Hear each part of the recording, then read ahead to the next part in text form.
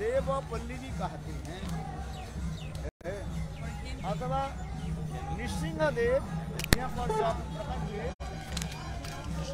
तब उस समय स्तुति आदि करने लगे। जैसे हम लोग कहते हैं ना, हितो निसिंह परतो निसिंह जतो जतो जामी ततो निसिंह अंतर निसिंह बहिर निसिंह निसिंह मामी शरणं प्रपद्ये।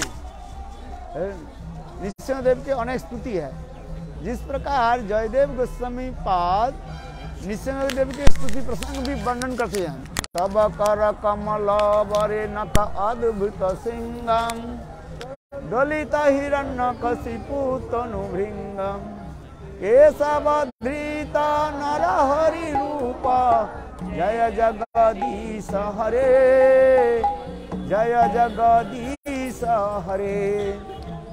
तब कर कमले पद पद तब पद कमले पर कमल यहाँ पर कहते कुछ विरोधाभास अलंकार व्यवहारित हो रहा है। भगवान की नृसिंहदेव की जो हाथ जो है कमल के भांति है और वो हाथों के ऊपर जो है नाखून जो है उसके बरस सिंगम सिंगम माने सबसे श्रेष्ठ होता है। जैसे पहाड़ों की जैसे चूड़ा होती है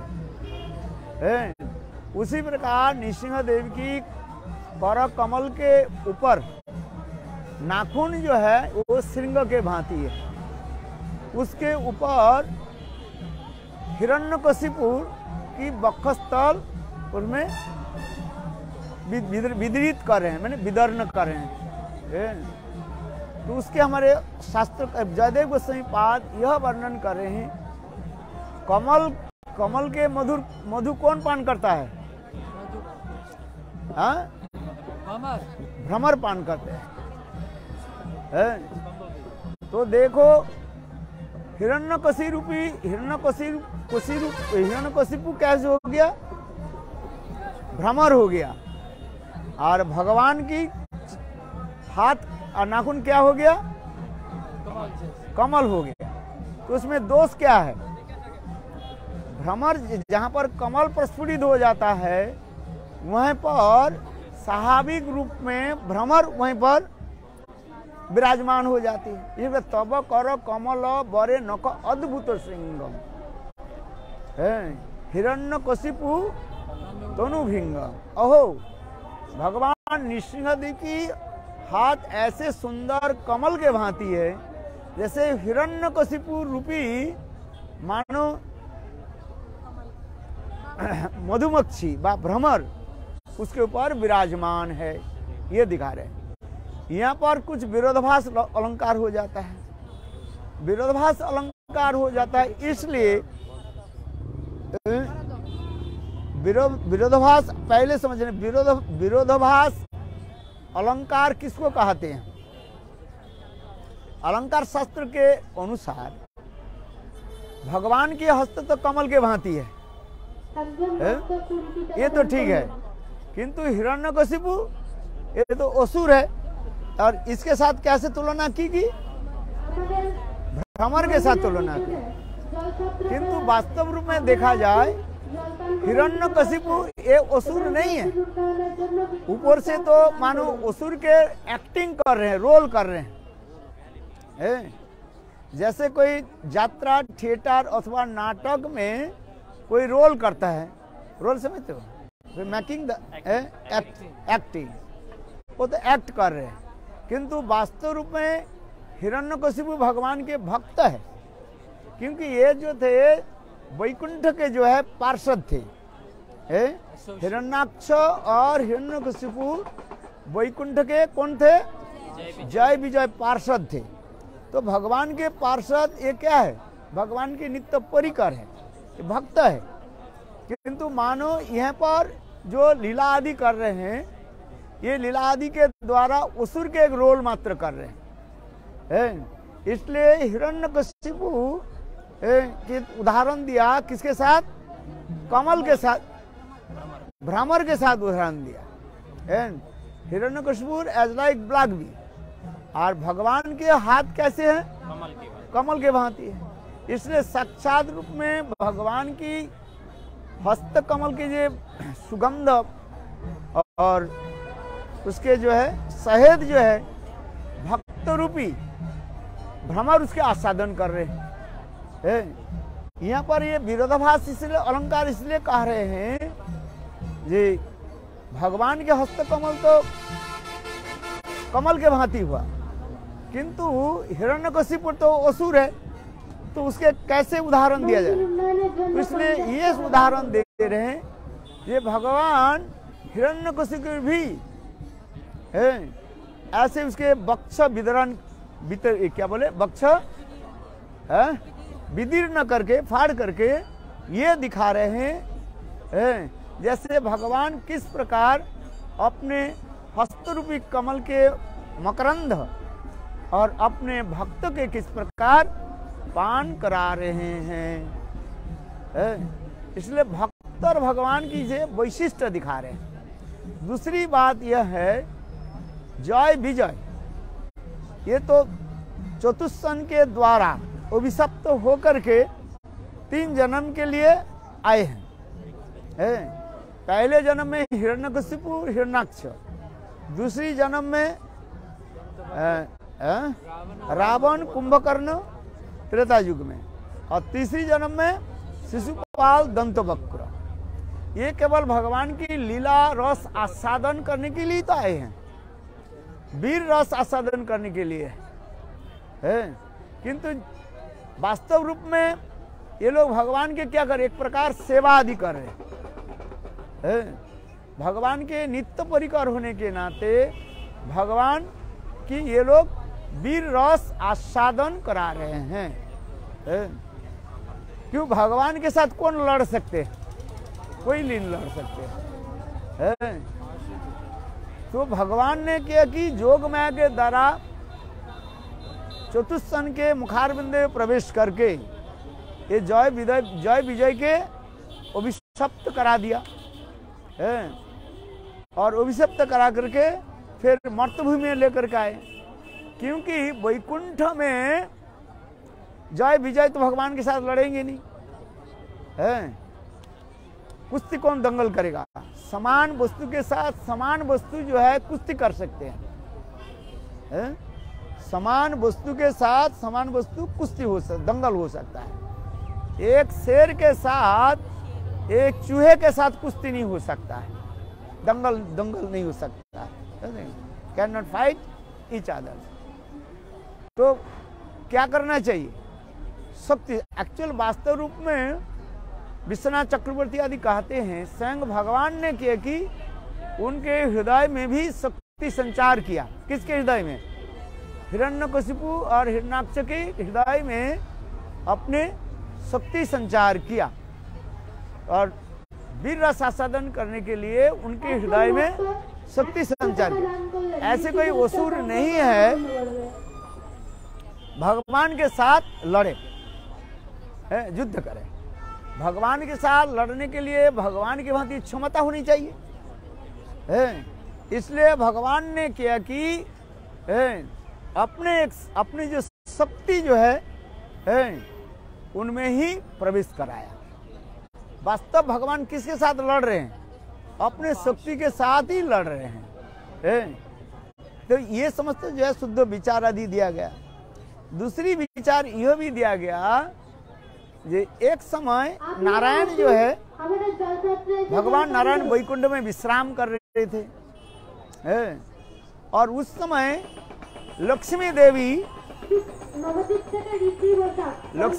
नारायण के कक्ष में प्रवेश करने के लिए चाहे। बोले लक्ष्मी देवी कही जे मैं प्रभु के अंतर्गृह में मैं जाना चाहती हूँ।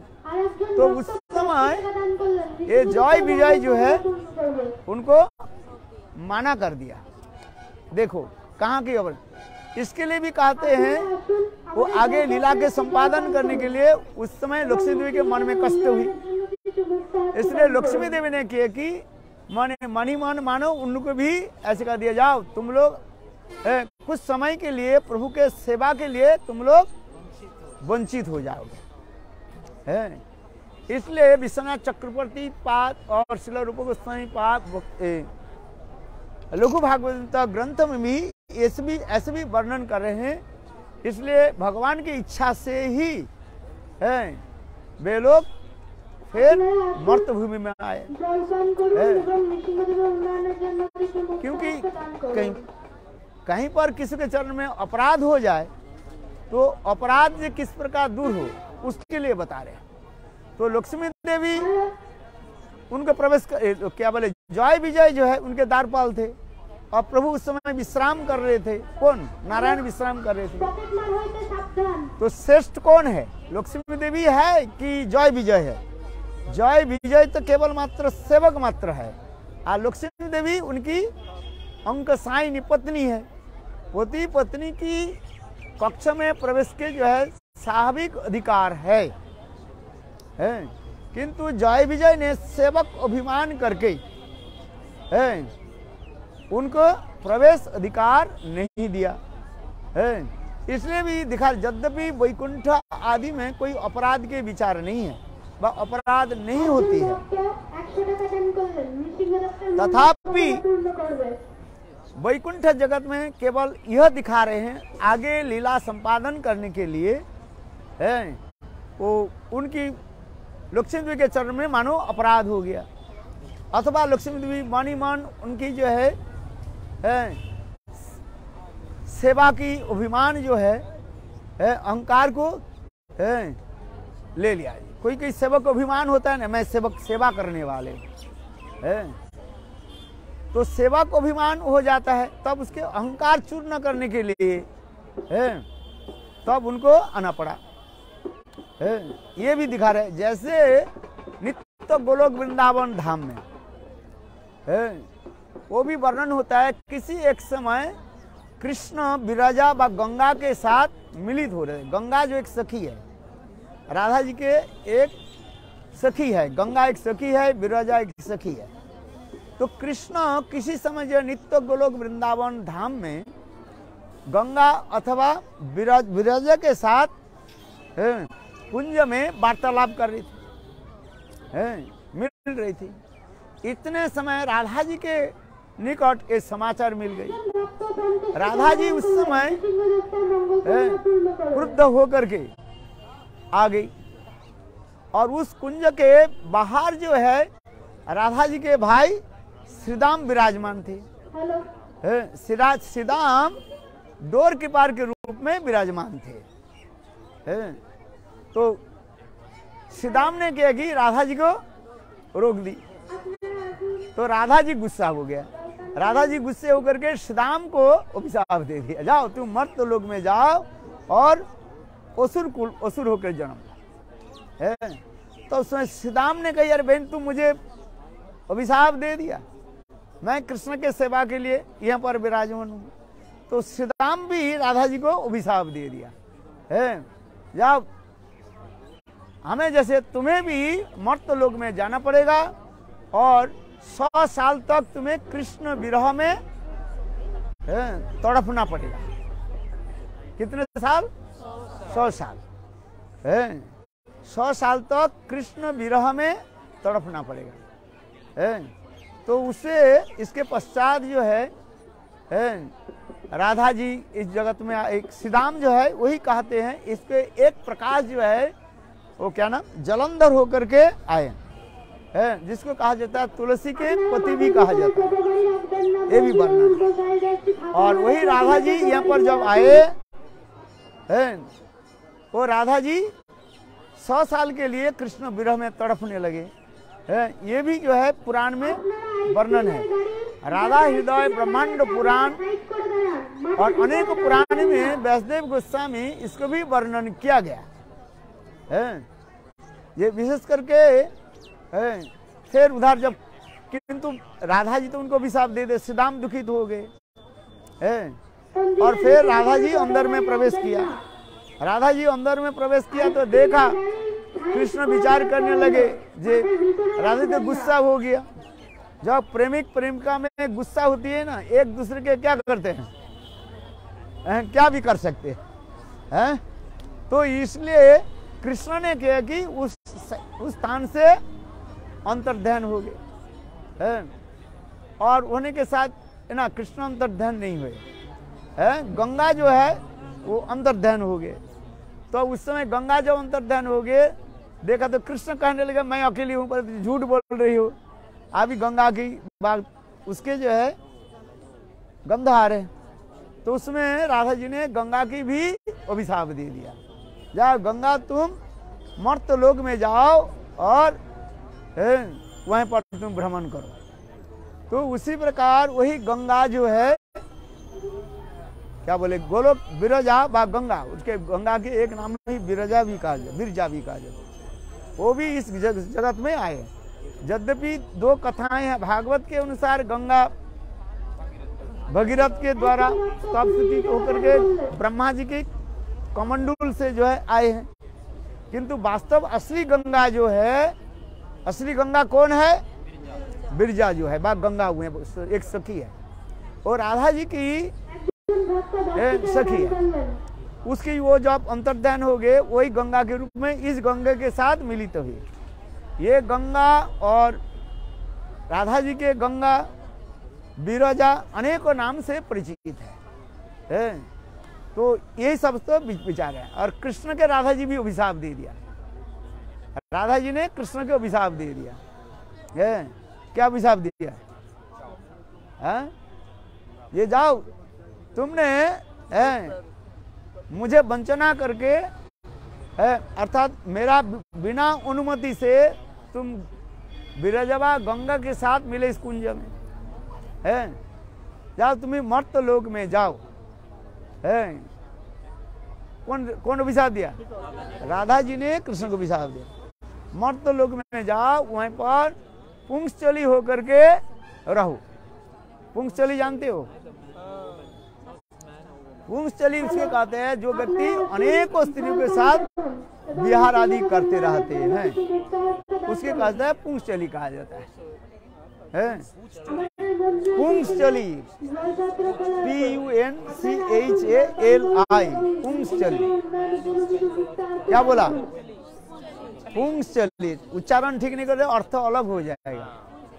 पुंसचली, पुंग माने पुरुष, अनेकों स्त्रियों के साथ जो विहार भ्रमण करते रहते हैं, विहार आदि करते हैं। हाँ, वो उसके कहते हैं लंपट, स्त्री लंपट कहा जाता है। हाँ समझिए। तो कृष्ण ने कहा अरे मुझे क्षमा का अभिशाप दे दिया है। तो कृष्ण ने भी कह दिया तुम मर्त लोक में जाओ फिर, और तुम्हारे साथ जो है हमारे साथ विवाह नहीं होगा, नहीं होगा। एक दूसरे के साथ प्रेम प्रीति किस लिए करती है, एक लड़का दूसरे लड़की के साथ प्रेम प्रीति किस लिए करती है, विवाह आदि करने के लिए, घर संसार बैठाने के लिए, किंतु राधा कृष्ण ने भी उसको अभिशाप दे दिया। ये सब पुराण की अनेक कथा है। ये तुम्हारे साथ हमारा विवाह नहीं होगा, ये बोले जाओ मर्त लोक में जाओ, और हमारे लिए तुम्हें वो होगा, क्या बोले, विरह में तुम्हें तड़पना पड़ेगा। तब राधा जी विमूर्छित हो गए, दुखित हो गए। तब उसने कहने लगे ठीक है। फिर कुछ समय के बाद कृष्ण कहने लगे ये तुम्हारे साथ जो हमारे विवाह होगा वो दूसरी प्रकार से होगा, जैसे भांडीवर की कथा जो है उसके साथ जुड़े हुए हैं, जो उस समय ब्रह्मा जी आकर के ऊपर से विवाह आदि कराया है, किंतु वहाँ पर माता पिता के अनुमोदन नहीं है। विवाह उसके कहा जाता है जिसमें माता पिता, ब्राह्मण, गुरु, वैष्णव के अनुमति हो। माता पिता के अनुमति नहीं होने पर और यज्ञ आदि नहीं होने पर उसके विवाह माना नहीं जाता है। केवल मंदिर में जाकर के वो क्या बोले माला बदल लेने से नहीं हो जाता है। तो माला तो कितने गुरु के डाल दिए थे, सब विवाह हो गया क्या? ऐसे नहीं होता है। विवाह तब होता है विवाह उसकी कहा जाता है जहाँ पर माता, पहले तो माता पिता के अनुमोदन होना चाहिए, गुरुजन को अनुमोदन होना चाहिए, ब्राह्मण आदि के द्वारा ये होना चाहिए, यज्ञ होनी चाहिए। बिना जिसे हम विवाह कराते हैं ना, उसमें क्या बोलते रहते हैं, अग्नि साक्षी, लोक साक्षी, ब्राह्मण साक्षी, सब साक्षी रहते हैं, साक्षी होनी चाहिए। न कोर्ट में जाकर के किसी को पकड़ करके ले जाए, इसके मैं जानता हूँ, उसके 1000 रुपये दे दिया, साइन करा लिया, हो गया, वो नहीं होता है, कोर्ट मैरिज नहीं होता है। विवाह किसी को कहा जाता है? उसमें ब्राह्मण के द्वारा यज्ञ करना पड़ता है, ब्राह्मणों के साथ, ब्राह्मण के द्वारा क्या करना पड़ता है, यज्ञ करना पड़ता है। आज अग्नि साक्षी आदि रहता है। तो राधा जी के साथ विवाह तो किसके साथ हुई? अभिमन्यु के साथ हुआ, क्योंकि वहीं पर लोक साक्षी रह गया। यद्यपि विवाह के समय कृष्ण चंचल होने के नाते कृष्ण ने इसके साथ बैठ गए, क्या बोले,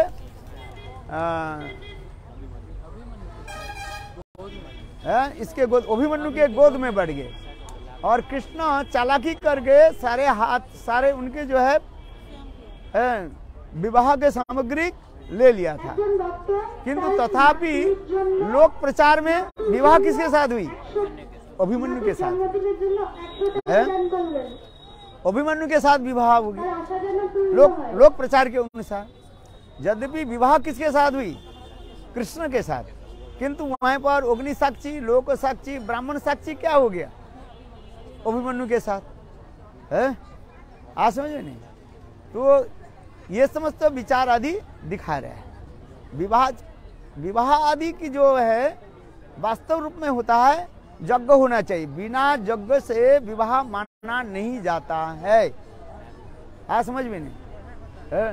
नहीं तो कली युग में किसी के साथ भी विवाह कर लो, मंदिर में चले जाते हैं, माला 10 रुपए के माला खरीद करके बदल लो, वो थोड़ी विवाह हो जाता है। वो विवाह नहीं माना जाता है। समझ में आया क्या बोला? वो विवाह नहीं माना जाता है। 100 रुपए का माला, 1000 रुपए का माला ले लो, उसमें क्या होता है? करोड़ों रुपए के माला लेने से क्या होता है? माला बदल देने से नहीं होता है। माला बदल से नहीं होता है, अग्नि फेरा होना चाहिए। क्या बोला है? अग्नि फेर होना चाहिए। ब्राह्मण को दक्षिणा देना पड़ता है, बिना दक्षिणा से भी यज्ञ पूरा नहीं होती है। आज समझ में नहीं? ये समझते विचार दिखा है। तो इस समय इसलिए वहीं पर जो अभिशाप जो हुआ, राधा कृष्ण के दोनों को अभिशाप हो गए। और एक कथा भी पुराण की कथा है, ब्रह्मांड पानी में भर गया, बड़े बड़े लहरियां चलने लगी। तो कृष्ण उस समय किया कि एक बरगद के पत्ते के ऊपर, बटपत्र जो कहा जाता है, उसके ऊपर विराजमान थे, और उसके ऊपर भगवान विराजमान के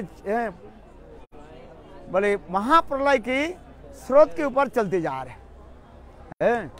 तो उस समय महाप्रलय है ना, इतने ऊंची नीची होते जा रहे, और स्वयं भगवान जब से चलने लगे, उस समय राधा जी ने किया कि देख लिया, राधा जी ने किया कि कृष्ण के जो है उठाया, और कृष्ण देखते देखते जुबा बन गए। जुबा बन करके कृष्ण के तरफ पीछे दौड़ने लगे, जुबा बन गए, यांग है। तो राधा कृष्ण दोनों ही जो है, एक कृष्ण जुआ बन करके राधा जी के तरफ जो है चलने लगे हैं। तो चलने लगे मतलब क्या? थोड़ा बहुत क्या बोले, क्या शब्द बोले, माने कृष्ण स्वयं भगवान है, भोग वृत्ति से चलने लगे, सीधी बात है। तो इसको देख करके राधा जी बिगड़ गई। राधा जी कहने लगे, अरे तुमको मैंने महाप्रलय की इसके पानी से तुमको मैंने उठाया है, और आप मेरे तरफ ऐसे चल रहे हो, देख रहे हो। तो उस समय राधा जी बिगड़ गई। राधा जी बिगड़ करके वो भी वहीं पर भी अभिशाप, एक दूसरे को अभिशाप दे दिया, जाओ तुम मर्त लोक में जाओ, वो बोले तुम भी मर्त लोक में जाओ है। फिर कृष्ण ने किया कि राधा जी मोर के रूप धारण कर लिया, और कृष्ण ने क्या कि सर्प के रूप धारण किया ना। हाँ, कृष्ण सर्प के रूप धारण किया और राधा जी मोर के रूप धारण किया है। दोनों में क्या होता है? लड़ाई होता है ना, सर्प और मोर। तो सर्प के देख करके राधा जी ने किया कि उनके 3 जगह में जो है अपने चोंच लगाया। एक गर्दन में लगाया और एक कमर में लगाया और एक पैर में लगाया है। इसलिए कृष्ण की कहा जाए तुम त्रिभंग होकर के ही रहोगे है। इसलिए कृष्ण जो है वही लीला को स्मरण करने के लिए राधा जी के सामने जो है क्या होते हैं? त्रिभंग ललित का। इसलिए चैतन्य चैतामृत ग्रंथ में कृष्णदास कविराज भी वर्णन करते हैं, राधा आगे कृष्ण यदि रहे दंडैया त्रिभंग भंग्यम रूप धरे भ्रू नचाइया है।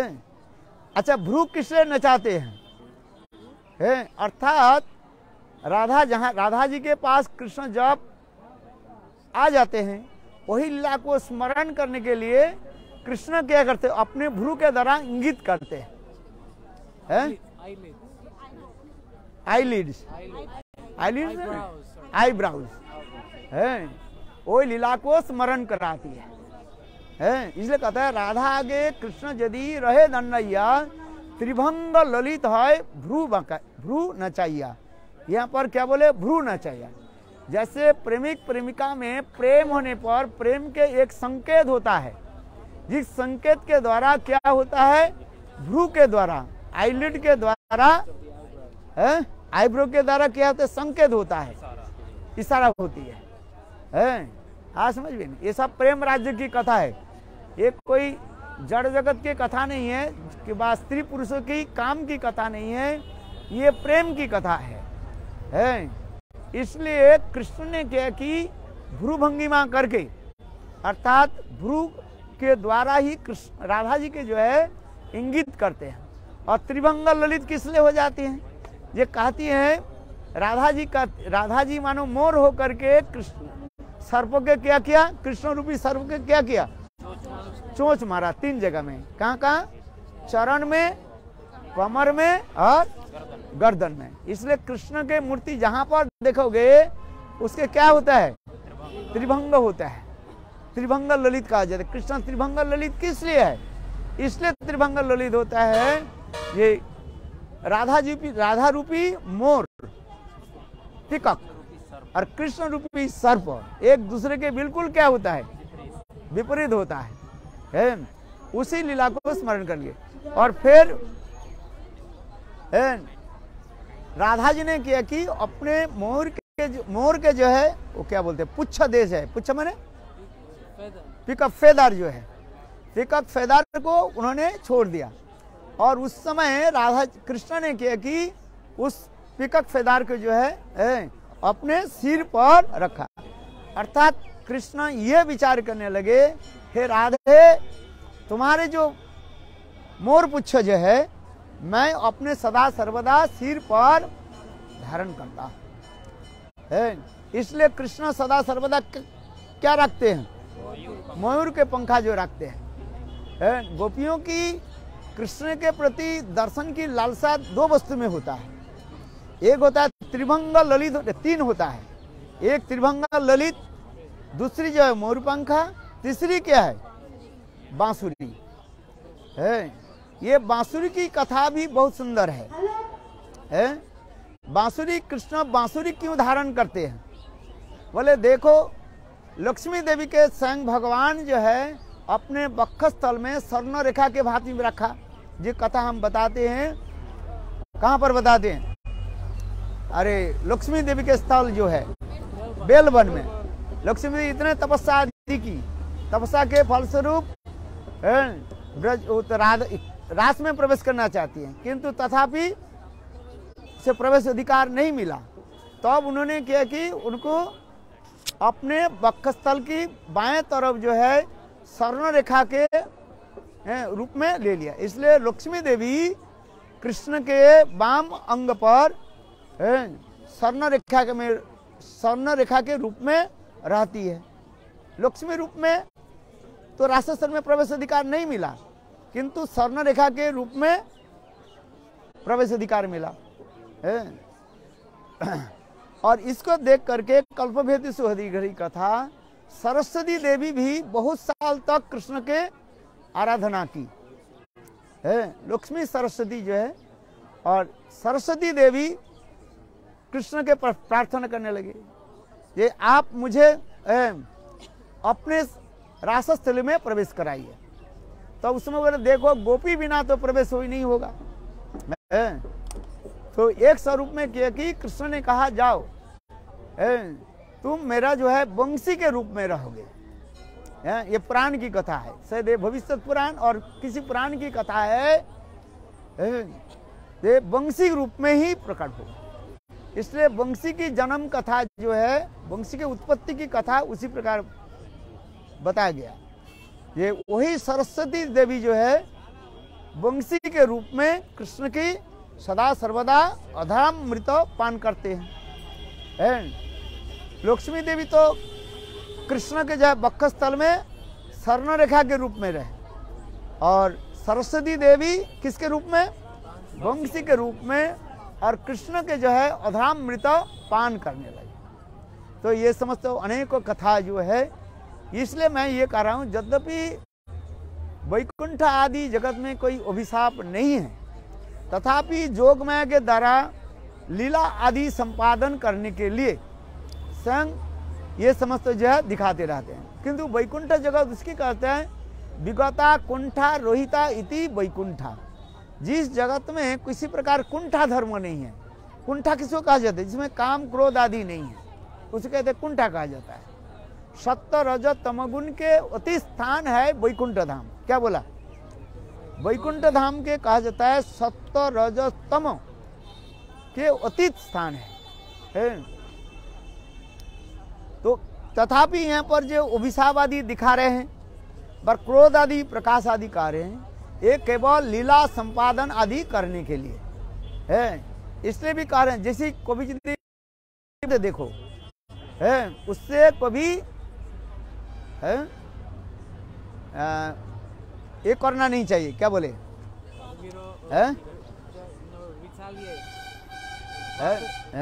क्रोध सामने नहीं देखा, उसके क्रोध के तमोगुण के भांति मत देखो है। वैष्णव के क्रोध आदि को इसलिए कहा जाता है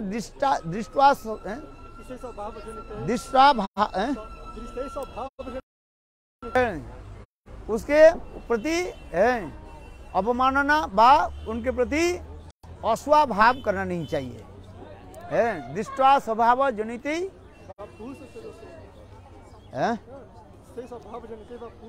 हाँ, जिस प्रकार गंगा के जल सदा सर्वदा पवित्र है, दूसरी जल के जैसे गंगा अथवा अन्य नदी के जल की जो फेन जो है उसको अपवित्र माना, फेन समझते हो, द बबल है, झाग जो है उसको अपवित्र माना जाता है। किंतु गंगा की जल के जो झाग बबल जो है वो सदा सर्वदा क्या है, पवित्र है, गंगा अम्बुसु। उसी प्रकार वैष्णव के कभी यदि क्रोध आदि देखा जाए, उस क्रोध आदि को आप ये करना नहीं चाहिए। क्या बोले, अवमानना न करना चाहिए है। इसके दिष्टा स्वभाव जनितो ही वपुषश्च देशोई न प्रकृति भक्त जनेश पश्येत है।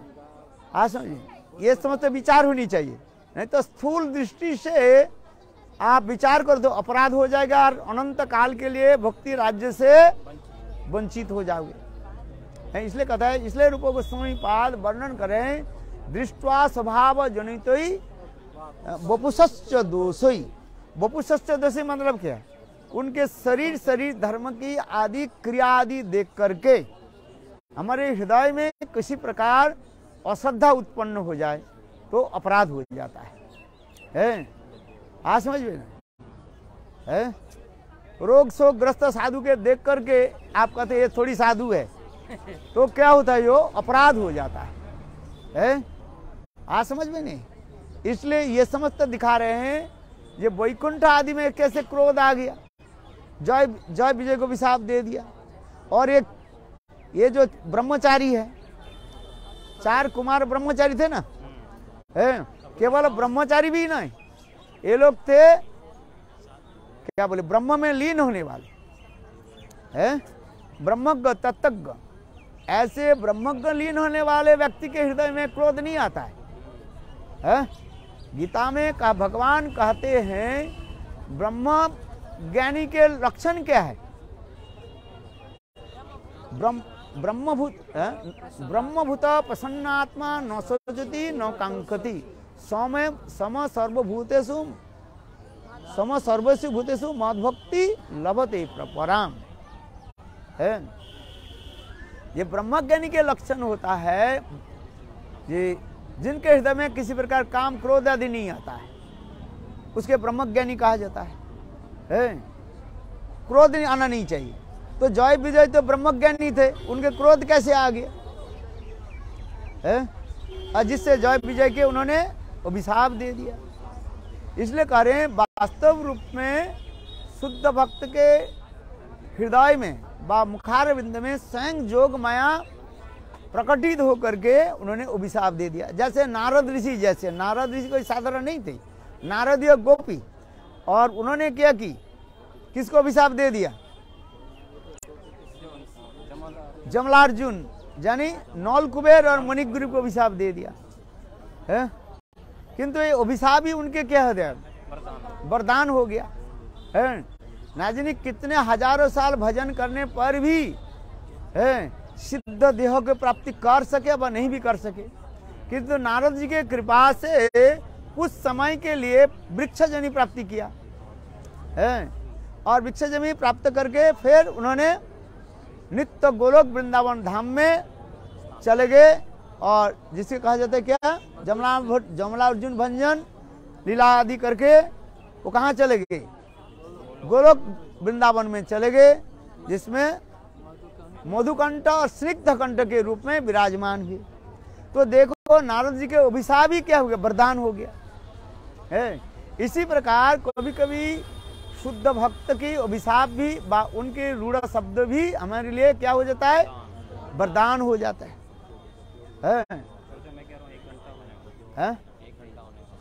तो इसलिए इस समस्त विचार आदि दिखा है। इसलिए हम लोग ये नरसिंहपल्ली में हम लोग आए हैं। नरसिंह देव कोई साधारण नहीं है, वो साक्षात कृष्ण ही है। इसलिए गोपियां इसकी स्तुति आदि कर रहे हैं। जयदेव गोस्वामी पाद है 10 अवतार स्तोत्र में है, और इसके महिमा क्यों वर्णन किया? इसलिए इसको महिमा वर्णन किया, ये कृष्ण कोई साधारण पुरुष नहीं है।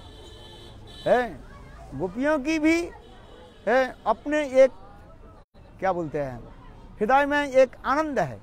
ये कृष्ण कोई साधारण पुरुष नहीं है। जिस कृष्ण के साथ हम विहार आदि कर रहे हैं, ये कृष्ण कोई साधारण पुरुष है। निसंदेह की स्तुति करके दिखा रहे हैं। जो गोपियों की जो प्राणकांता बिलावेड जो है, ये कोई साधारण नहीं है। और दूसरी हमारे श्रील रूप गोस्वामी पाद वो ग्रंथ में विदग्ध माधव ग्रंथ में तो ये भी हास परिहास भी करते हुए, राधा जी के साथ हास परिहास करते हुए इसमें भी वर्णन किया। राधा जी जब मानवती कर लेती है उस समय कृष्ण और ललिता आदि सखियों के साथ अनेक प्रकार के हास परिहास जिस हास परिहास में वर्णन भी करते हैं। ये देखो ये राधा जी जो क्रिया आदि करते हैं, और राधा जी के सारे अंग कांति भी वर्ष अंग आदि भी 10 अवतार, कृष्ण के 10 अवतार उसमें विराजमान है। क्या बोला? अंग और कांति में भी, भाव भ्रू में भी राधा जी कृष्ण के भी 10। अच्छा है, हाँ हाँ अनेकों है जो है। राधा जी के एक एक अंग मानो कृष्ण के एक एक 10 अवतार की एक एक अवतार भी बताया गया है।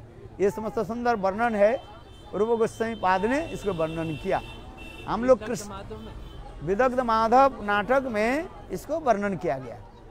ये समस्त हास्य परिहास है। ललिता देवी ये समस्त वर्णन कर रही है।